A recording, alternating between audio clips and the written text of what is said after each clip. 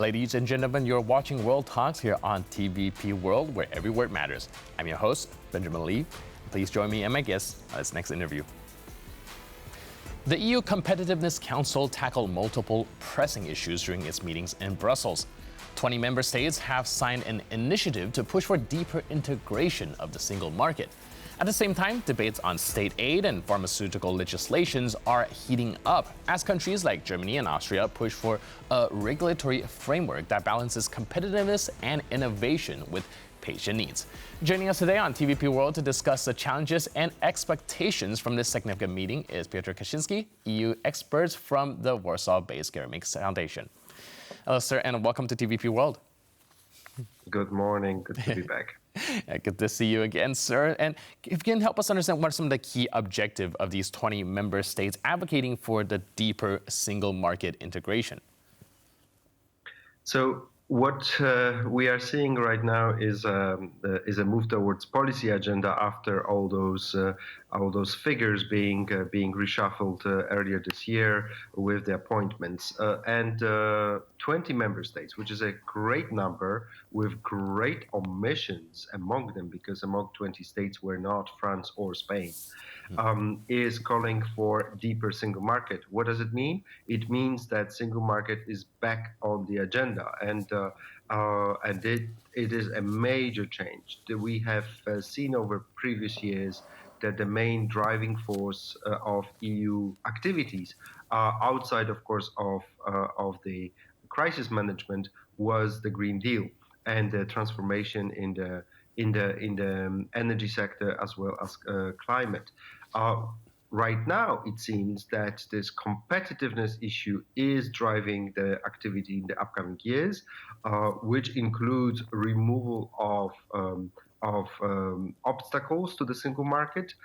There are a number of barriers existing in the single market, especially in the services sector, and those elements out there are clearly the targets for future activity, and this is what this non-paper talks about. The most important aspect of it probably is calling for a comprehensive horizontal review or a strategy in this process, and this is something that, being here in Brussels this couple of days, I also heard that there is a big and major conversation between the Commission services and the incoming Polish Council presidency, that in the first half of 2025, this single market strategy will become more concrete, because it will be down to the Commission to propose those new changes, liberalizing or lifting up some of the restrictions that we have seen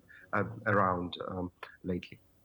All right, you just mentioned that the EU's focus has been slowly shifting lanes from the Green Deal to the competitive issue topic. But when we talk about the Green Deal, a lot of it does rely very heavily on the regulatory front, where when it comes to this competitiveness, we're talking about remove some of the restriction that the countries have with each other in order to incorporate the single market. Do you see the two objectives kind of butting heads?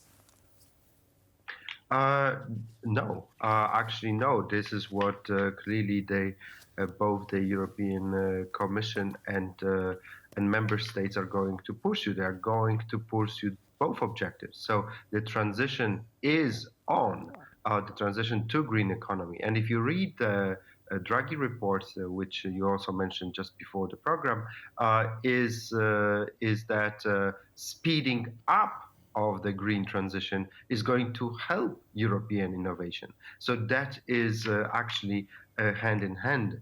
I'm just looking for a little quote which I got yesterday, how to deal with those matters, because that was a brilliant way of putting the two together. So we need basically we need a Green Deal, but we need competitive Green Deal, or we need a competitive economy that works for people at the end of the day, and that has been a little bit missing, apparently, from the Commission proposals in recent years.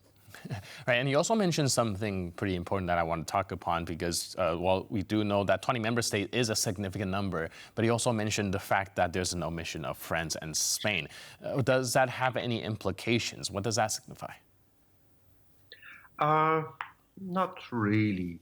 The non-papers, there's a big culture here in Brussels about something called non-papers. You have 20 countries, 13 countries, or some other significant number of countries coming together. This is not to signal that this is those 20 countries and the others are left aside.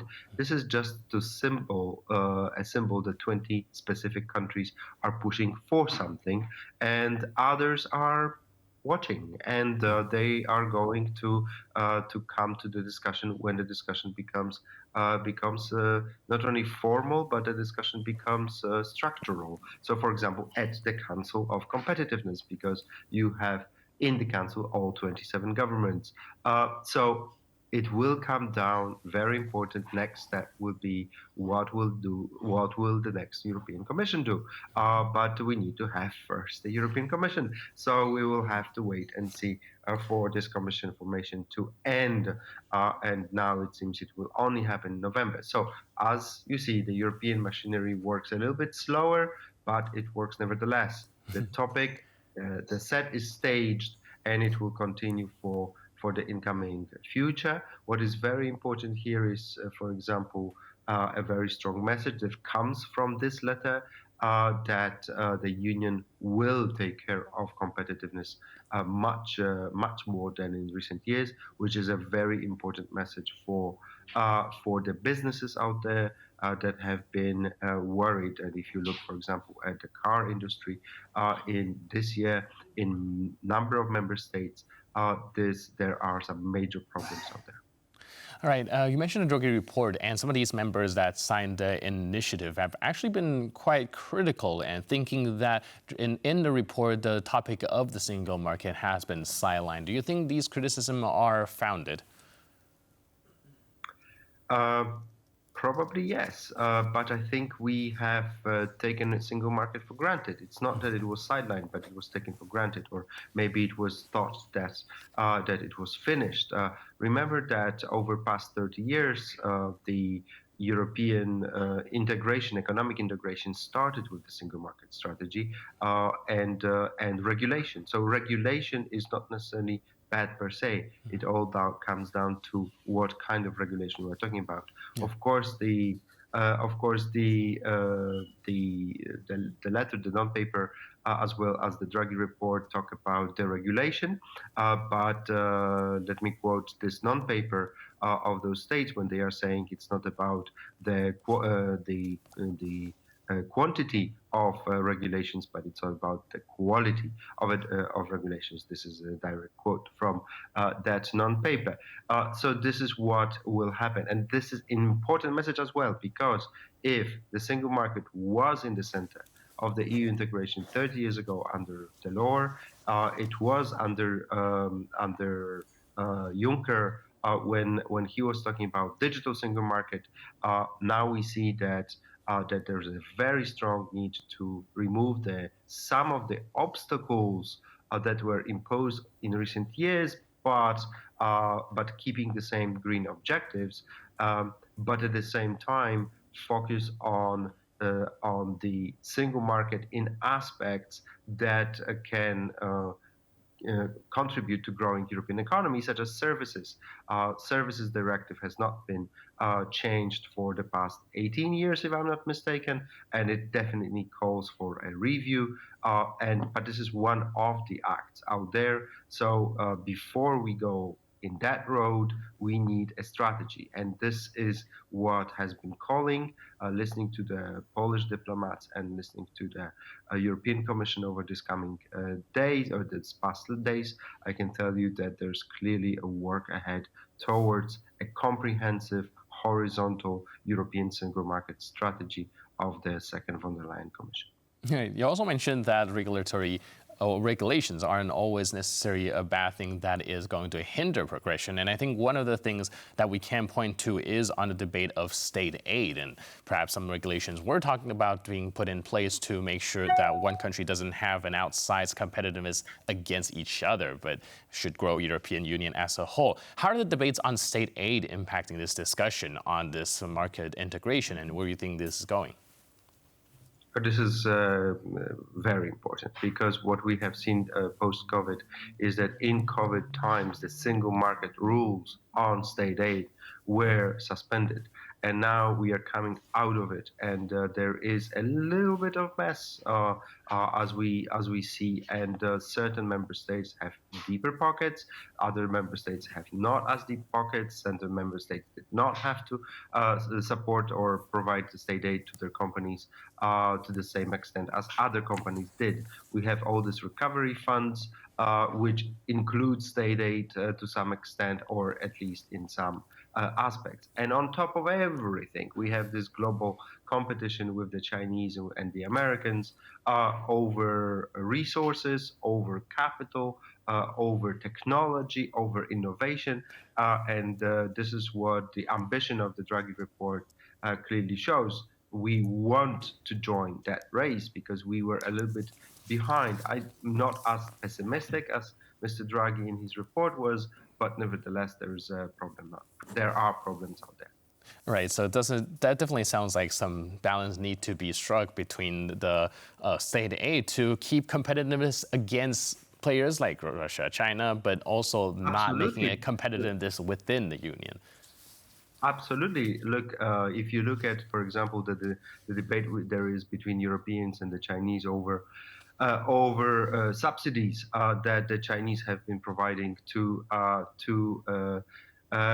their manufacturers, you have a question to ask: what should be done with WTO? Because clearly the non-European WTO members, such as China, are disrespecting the WTO rules, and that is creating a challenge for our economy and our economic operators. So to address this issue, Europeans have a very difficult question to answer. Should we treat the WTO, we in Europe, should treat the WTO rules a little bit lighter? Of course, trying not to disrespect them, but since our partners are treating those rules a bit lighter, maybe we should look at that path as well in our instrumentarium, next to, of course, sanctions against the Chinese or